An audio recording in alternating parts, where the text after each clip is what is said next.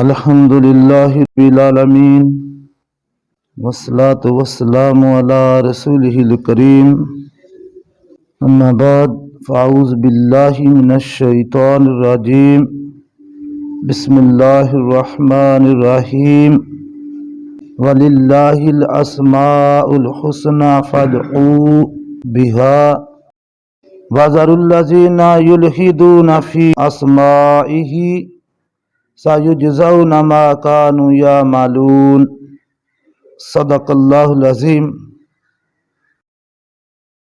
فجاء محمد سراج منیرا فصلوا علیہ کثیرا کثیرا۔ سورۃ الاعراف آیت نمبر 180۔ ارشاد باری تعالیٰ ہے وَلِلَّهِ الْأَسْمَاءُ الْحُسْنَى فَادْعُوهُ بِهَا، اور اللہ کے لیے سب اچھے نام ہیں، اچھے نام سب اللہ کے لیے ہیں۔ وَذَرُوا الَّذِينَ يُلْحِدُونَ فِي أَسْمَائِهِ،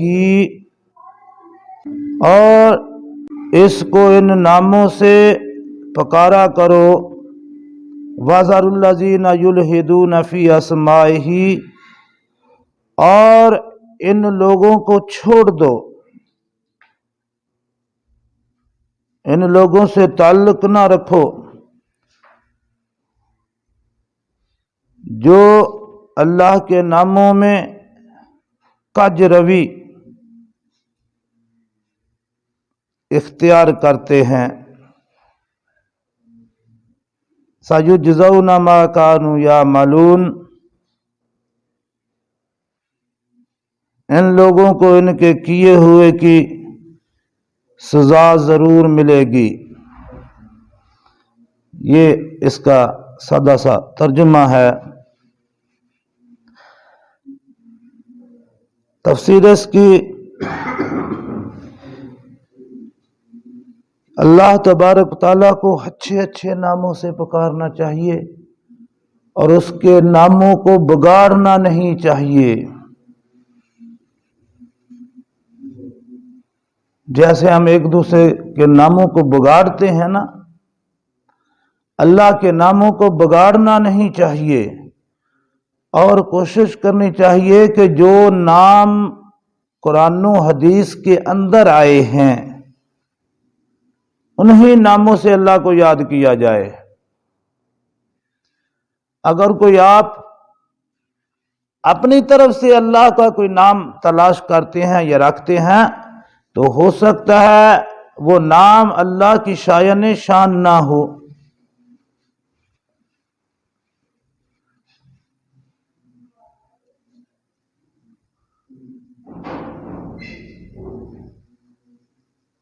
وَذَرُوا الَّذِينَ يُلْحِدُونَ فِي أَسْمَائِهِ،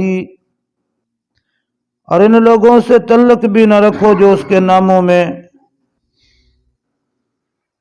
کج روی اختیار کرتے ہیں، جو اس کے ناموں کو بگاڑتے ہیں۔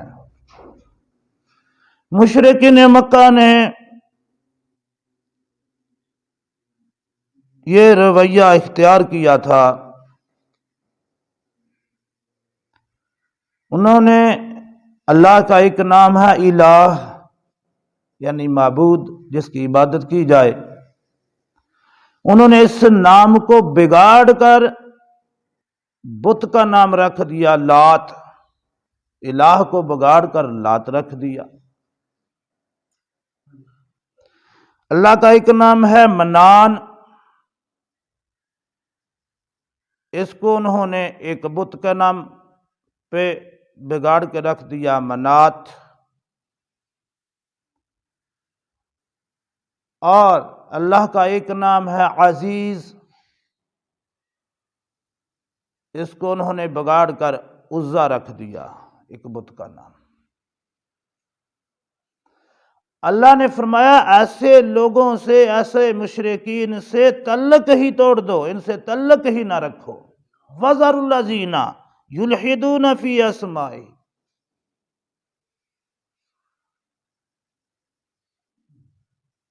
اچھا ایک نام جو فارسی زبان کا ہے خدا، یہ عربی زبان کا اندر نہیں ہے۔ اس کی بحث آتی ہے، یہ اللہ کے نام کے تقریباً اس کے معنی نعم البدل ہی بنتے ہیں۔ اللہ کا جو نام ہے اس کے نعم البدل ہی نام بنتے ہیں۔ اس نام سے پکارا جائے کوئی حرج نہیں ہے، کیونکہ صدیوں سے علماء کرام اس نام کو استعمال کرتے رہے ہیں، اور اس کو استعمال کرنے میں کوئی حرج نہیں ہے، بلکہ اچھا ہی نام ہے یہ۔ اس کا معنی بھی اللہ کی شایان شان ہی ہے، تو چونکہ یہ اللہ کی طرف اب منسوب ہو چکا ہے تو اس کو استعمال کیا جا سکتا ہے۔ یہ درمیان میں ایک بات آ گئی، چلو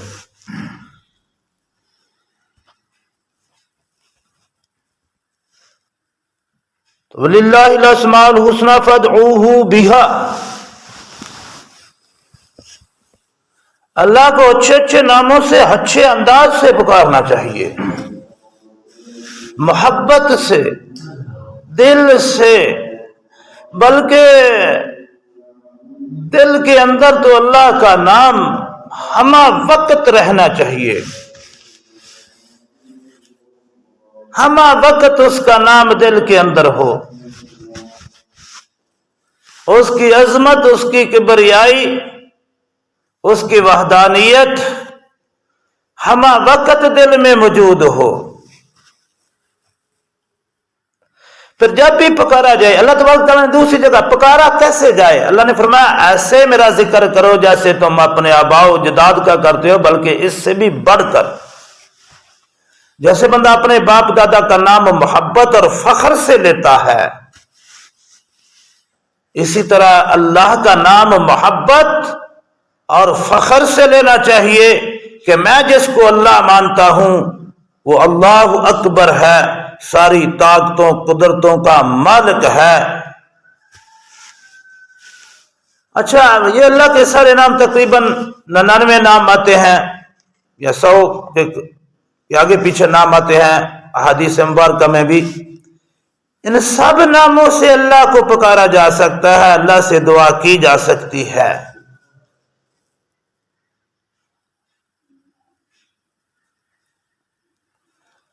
اللہ کے یہ سب نام ہیں، آپ کسی نام سے بھی پکاریں، لیکن اس بات پر علماء کا اتفاق ہے کہ اللہ کا ذاتی نام جو ہے وہ اللہ ہے، اور اس میں تمام جملہ صفات جو ہیں وہ اس نام کے اندر موجود ہیں۔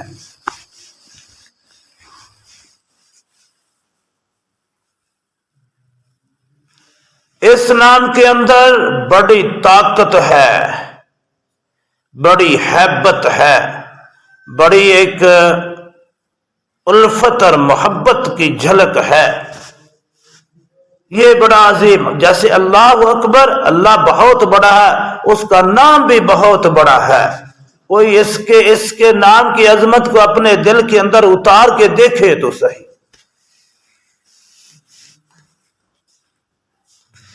تو اللہ کو پکاریں محبت سے، دل سے، اوپر اوپر سے نہیں۔ جب بھی اللہ کو پکارا جائے دل و جان سے پکارا جائے، جب بھی اس کا ذکر کیا جائے دل و جان سے محبت کے ساتھ کیا جائے، جب بھی اس کے کسی نام سے اس کے سامنے التجا کی جائے پوری عاجزی اور انکساری کے ساتھ، پورے محبت کے ساتھ اس سے دعا کی جائے، اور پوری امید کے ساتھ دعا کی جائے کہ میرا اللہ میری دعا قبول فرمائے گا، اور ہر قسم کی امید اس سے رکھنی چاہیے۔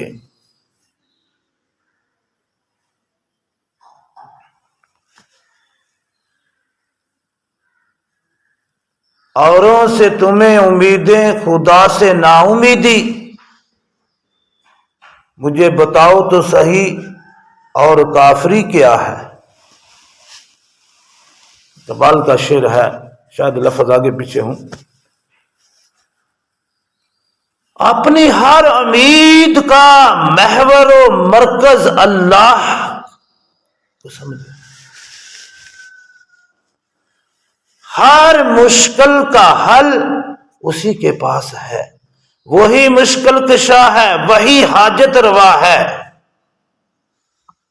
اور اللہ کہتے ہی اس ہستی کو ہے جو خود سے ہو، ہمیشہ سے ہو، ہمیشہ رہے، اور اس سے پہلے بھی کوئی نہ ہو، ہر چیز کو فنا ہے، اسے بقا ہے، اور جو چیز جس کو بھی بقا ہے اس کی مرضی سے بقا ہے، جس کو بھی فنا ہے اس کی مرضی سے فنا ہے، وہ اکیلا پوری کائنات کا مالک ہے، خالق ہے، اور علی کل شیء قدیر اس کی شان ہے۔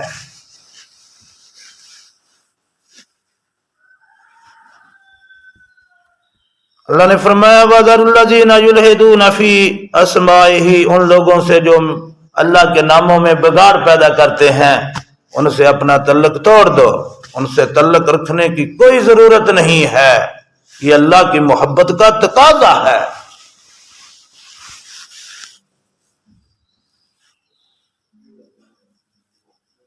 یہ کم از کم ہے، اللہ نے یہ درجہ جو ہے نا یہ کم از کم بیان کیا ہے، ورنہ جو اللہ کے نام کو بگاڑے اور بندہ مومن کی ایمان کا تقاضا ہے تو اس کا منہ توڑے، یہ محبت کہتی ہے۔ محبت کا اعلیٰ درجہ یہ ہے، اگر یہ نہیں کر سکتا، مجبور ہے، تو پھر اس سے تعلق تو توڑ دے، یہ کم درجہ ہے۔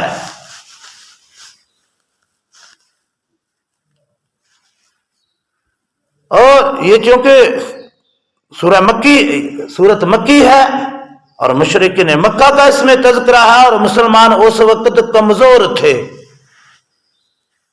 اس لیے اللہ نے فرمایا، لیکن جب مسلمان طاقت میں آئے ہیں تو لات و منات و عزا کوئی نہیں توڑا، کافروں کے بھی پرکھچے اڑائے ہیں جو بھی مقابلے کے لیے آیا ہے، اور ان کے جو لات و منات و عزا جو انہوں نے خدا بنائے ہوئے تھے وہ بھی توڑے ہیں۔ یہ ہے محبت کا تقاضا۔ اگر دیکھیں اللہ سے محبت سب سے بڑھ کے ہونی چاہیے۔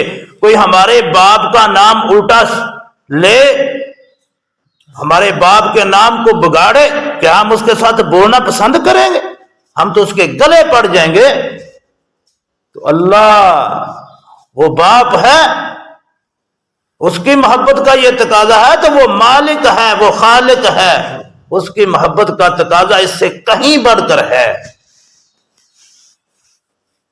تو اللہ نے فرمایا وَذَرُ، اس لیے میں نے اس کی تشریح کر دی ہے کہ کوئی یہ نہ سمجھے کہ دیکھیں یہ کیا بات ہوئی، یہ سیدھی سی بات ہے، عقل فہم کے مطابق بات ہے۔ وَذَرُ الَّذِينَ يُلْحِدُونَ فِي أَسْمَائِهِ، ان لوگوں سے اپنا تعلق توڑ دو، ان سے تعلق ہی نہ رکھو جو اللہ کے ناموں میں گڑبڑ کرتے ہیں، کج روی اختیار کرتے ہیں، اللہ کے ناموں کو بگاڑتے ہیں۔ سَيُجْزَوْنَ مَا كَانُوا يَعْمَلُونَ، تمہارا صرف اتنا ہی کام ہے، لیکن یہ جو کر رہے ہیں ان کو اس کی سزا ان قریب ملے گی۔ یہ نہیں ہو سکتا کہ یہ اس سے بچ جائیں، اس سزا بنتی ہے۔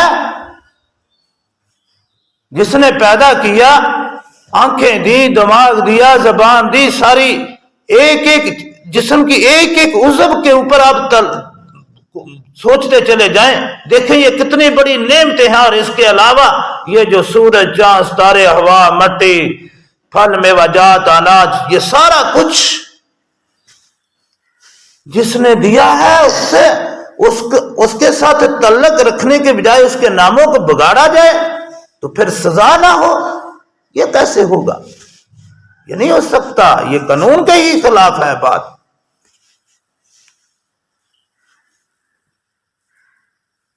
اللہ نے فرمایا جو یہ کام کرتے ہیں سَيُجْزَوْنَ مَا كَانُوا يَعْمَلُونَ، ان قریب بہت جلد،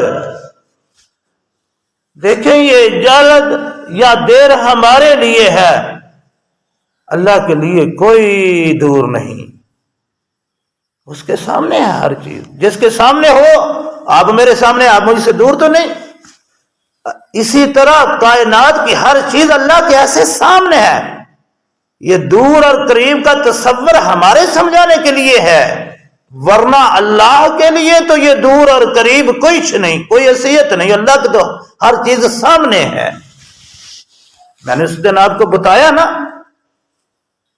کہ ٹائم سوال تھا یہ غالباً، تو میں نے وہ بتایا کہ دیکھیں ایک ہی جگہ پہ ایک ہی جگہ کے اوپر ایک ہی جگہ میں ٹائم، ایک چیز پر صدیاں گزر گئی ہیں، ایک چیز پر لمحے گزرے ہیں۔ اس کی تشریح اگر کسی کی عقل میں نہ آئے تو دیکھیں، آپ گھڑی کو دیکھ لیں، ٹائم اللہ کے کنٹرول میں ہے نا، اللہ نے بنایا ہے اس کو، اللہ کے کنٹرول میں۔ گھڑی انسان نے بنائی ہے، گھڑی انسان کے کنٹرول میں ہے نا۔ 60 سیکنڈ ایک سوئی چلتی ہے اور دوسری طرف صرف ایک ہندسہ بدلتا ہے، ایک طرف 60 ہندسے بدلے ہیں، ایک طرف ایک بدلا ہے، اور جو 60 دفعہ بدلا یہ 3600 مرتبہ یہ ہندسہ بدلے گا، اور گھنٹے والا صرف ایک دفعہ بدلے گا۔ ادھر ایک بدلا ہے، ادھر 3660 بدل چکے ہیں۔ یہ تو گھڑی آپ کو بتا رہی ہے جو ٹائم کے لیے ہم نے بنائی ہے، کہ ایک ہی جگہ پہ اوپر ایک ہی مشینری کے اندر فٹ ہے وہ سوئیاں، اور ایک سوئی جو ہے وہ 360 دفعہ اس نے ہندسے بدلے ہیں، اس نے حرکت کی ہے، اور ایک سوئی نے صرف ایک دفعہ کی ہے۔ ایک طرف صدیاں گزر گئی ہے، ایک طرف لمحہ گزرا ہے۔ خدا کے آگے تو یہ کچھ بھی مشکل نہیں ہے۔